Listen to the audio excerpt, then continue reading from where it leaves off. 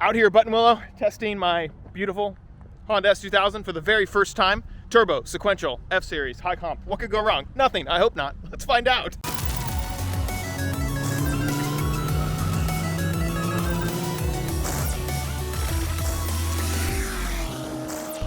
Okay, so we just came back from the driver's meeting. I have to suit up, get ready to go. We're warming up the car to check the fluids. So far, competition looks really stiff. There's a lot of fast guys out here. Shout out to Will Dries and Corey Wells for coming out in their rad Prelude, which hopefully will shatter their own front-wheel drive limited record today. Back to my car. Okay, so as you guys saw in the last episode, if you watched it, the car made 461 wheel horsepower and about 320 foot-pounds of torque. Not huge numbers to set the world on fire. This is again a test day. We are also borrowing a rear wing from a friend, and we have no front splitter on the car other than the J's bumper integrated splitter, which isn't great. Good news, car runs fantastic, no issues, at least on the dyno and testing up and down the street a few times. And we are on 295 Yokohama AO52 in the front and 315 in the rear. So big boy tires in an S2000. I'm really gonna lean on that mechanical grip because we don't have the aero grip. The car is light, has light aero, big tires, pretty high power. So here's to hoping we have a successful day.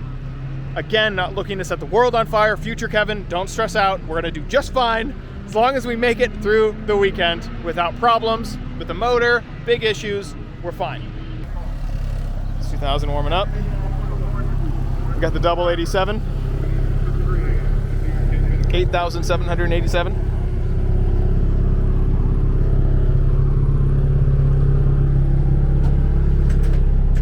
It may be the ugliest, one of the ugliest cars here, but it will run beautifully and it'll be fast. As long as we don't run into big problems. One thing I didn't show you guys last time, this is super trick. The sequential transcooler is actually located right in there in the J's bumper. Pretty cool. All right, we've got our catch cans. Everything looks good. Car's warming up. Again, this is very much version 1 of this car. Interior is pretty much non-existent. Oh, a cool thing, I don't have a speedometer because the OEM 6-speed trans is where the speedo sensor is. So what I did is I have a solo there for my predictive and all my data, and then I have another solo here that'll have my 10 hertz GPS speed, because I'm one of those drivers that absolutely requires input from the speedometer. Justin, any words to future Justin or future Kevin? What do you think we're gonna do in the yellow car? Hopefully it stays together. That's the main goal. I keep saying that to myself, but you know, the inner competitiveness in me is like, all right, well, we should definitely shoot for podium. Oh yeah, for sure. I don't think it'd be too hard today. Maybe. We'll see what happens. As long as we get finished. Right? As long as you get one lap in the morning or in the afternoon, something. As long as I don't mess it up, we should be good to go.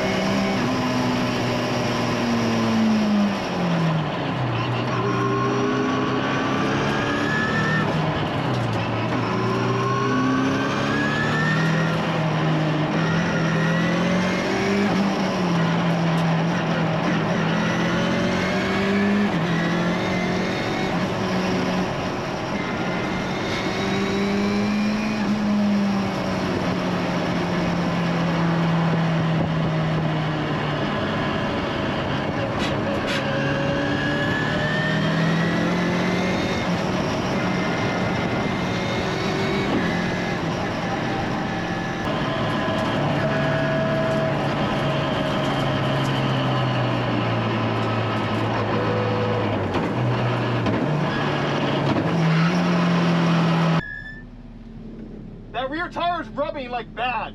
Like it's filling the whole cabin with smoke whenever I'm not even going fast. I don't know where it's rubbing though, so I don't think I should go out. Huh? It's hitting somewhere. Kind of worked. Kind of works.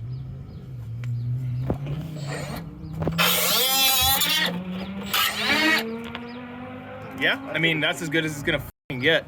I say we take it not like that. Okay. I mean honestly, It didn't look like it was rubbing that bad if it was rubbing there Can- at all.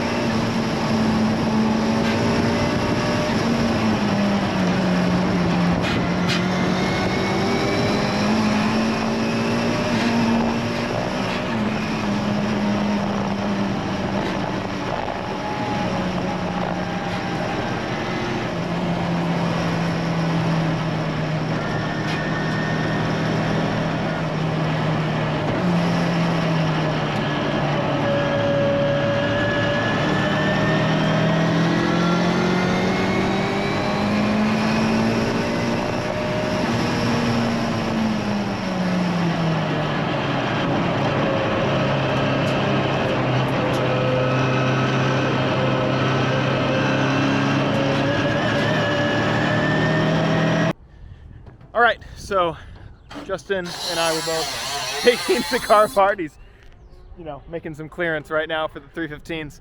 We were rubbing really bad session one. We also experienced some really bad blow-by from the catch cans, but we grew out of the catch cans, and now we are pounding out, drilling, sawing, doing whatever we can to make those 315s fit in the rear, so we can at least put a lap down.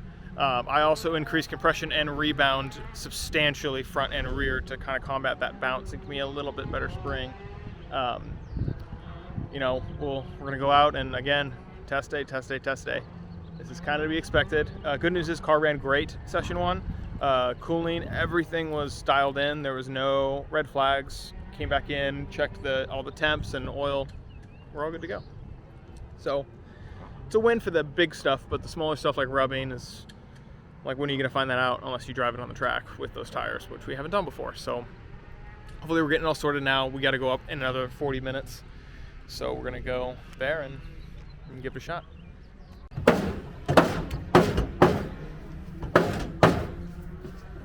It's giving you a little, I can see it's giving you a little bit. Oof. Oof.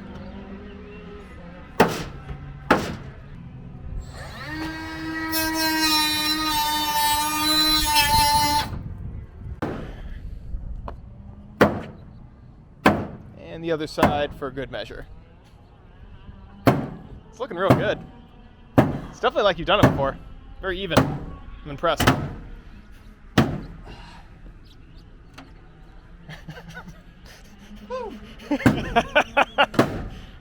Good?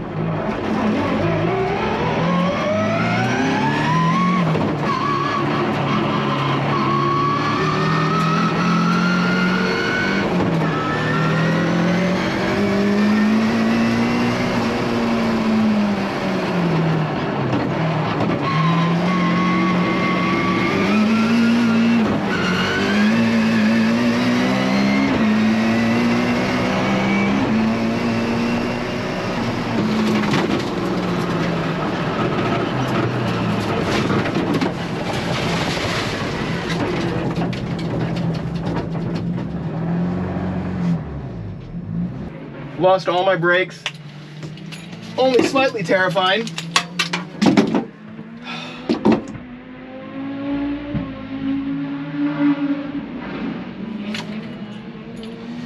All right, let's figure out what it was. Just got in from the second session. The first braking on the outlap.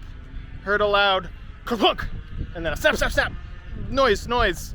And brakes were gone, so I frantically tried to bring it straight off. I tried to save it at first so I can limp the car in. Then I went off to the left, brought it up the hill. The corner worker was yelling at me saying, "What's wrong? Do you need a tow?" I said, "I don't know, give me a second." I was safe out of anyone's way. She said, "Do you need a tow? Are you okay?" I said, "I'm fine." Gave her the signal for fine.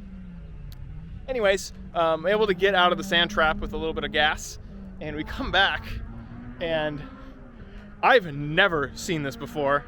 I don't know if you guys have. Please let me know down in the comments if you've seen anything like this, but let me show you. So that's all I saw, right? Okay, fender damage, brand new fender. That sucks, but you know, that doesn't explain what happened. Do a check, everything looks good, and then I come to this wheel and rotor. Where's the rotor? It's gone. I don't understand where it went, and then you realize, oh wait, what's that? What's that thing there? And let's take a look-see. See if I can show this on camera. I don't know if you guys can see that. That's the rotor lodged in between the headlight and the fender. It exploded, essentially making the tire flat. And then, yeah, no words. Literally, I can hit better option, better see it there. I have no words for how this happened, why it happened. It makes no sense. Weird stuff going on today, but the important thing that all of us need to remember when we do this kind of stuff is that we're safe. No one got hurt. No, I wasn't in front of anybody when the brake failure happened. I wasn't sideways at 100 miles an hour when the brake failure happened. So very, very, very, very, very lucky that we're okay. It's just stuff. I'm not even like upset. I'm just, when you have a failure like this, you have to laugh, you have to be thankful you're all right, and then you have to just go, how? How did this happen? Oh my gosh. Yeah. So I'm gonna wait for Justin to come in, and then we'll talk to him then. We'll have seen better days. Something bounced around all through here. And Yep. Jesus. it doesn't look like the wheels cut through. Jesus.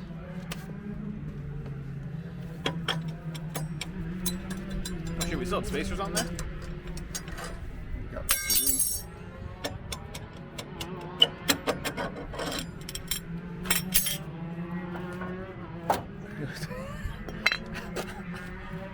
All right, well. You can see the top tip of the motor. Oh my God. Pop to your fender. That's insane. Yeah, there's the rotor right there. Is it hot? No. Oh my God.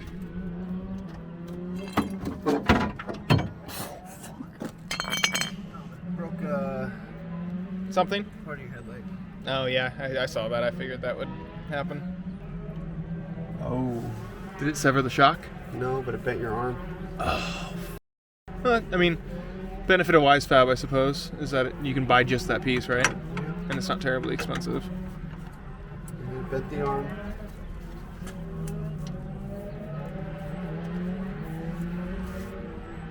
I don't know where that fluid came from. It's brake fluid, though, right?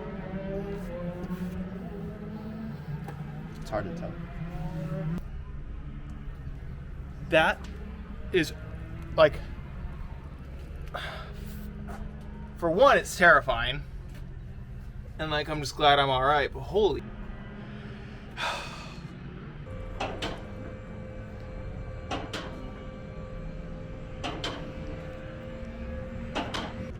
Kind of bummed. This whole situation sucks because it's nobody's fault. It just happens, and the fact that the rotor ricocheted out, punched holes in the bottom of my car, destroyed the WiseFab control arm, destroyed my headlight, destroyed my brand new fenders and rear bumper, is just like really unfortunate. So, what are you gonna do? Move on? Stay positive? We're still out here at the racetrack hanging out with our buds. And all right, we're doing a track walk, and I'm gonna look for my other half of the rotor. I found half. Half of it was lodged in my headlight and my fender. So we're gonna look for the other half right now. You see it?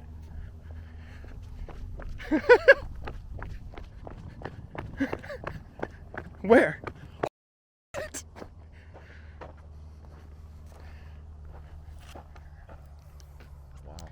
That's a quarter. There's probably another quarter out here somewhere. Fuck. Dude, There's the trail of me going off. You see it? We found all the pieces. Yeah, dude, it took a ride with me. My God. Yeah, all right, well. There she is. Yeah, it fits. There's the other half, dude. What a day. I gotta say, I have no words. The unfortunate incident that happened, thankful I'm safe, thankful no one else was involved. We actually did a track walk, we found the other rotors, so I'm sure Stop Tech might want to take a look at that, maybe, but we'll see. Stop Tech did reach out to me already the day of and say, hey, whatever it is, you know, like we'll work it out, which I appreciate. And I want to make one thing very clear. I think this is very much an isolated incident. I don't think the Stop Tech rotors as a whole are bad. I'm still going to run Stop Tech brakes on my car. This isn't going to stop me from running their products. I've always loved their products, and I have hundreds of track days and lots of different cars on their products and never had an issue. So who knows what happened. All I do know is I'm gonna go home. I got a 3.5 hour drive, and I might come back in the Corvette tomorrow. I don't know, we'll see. It'd be pretty cool to come back and compete in limited, which is what I signed up for, and go give it a shot. Shout out to everybody that kept me company throughout the day, and I think that's a wrap, guys.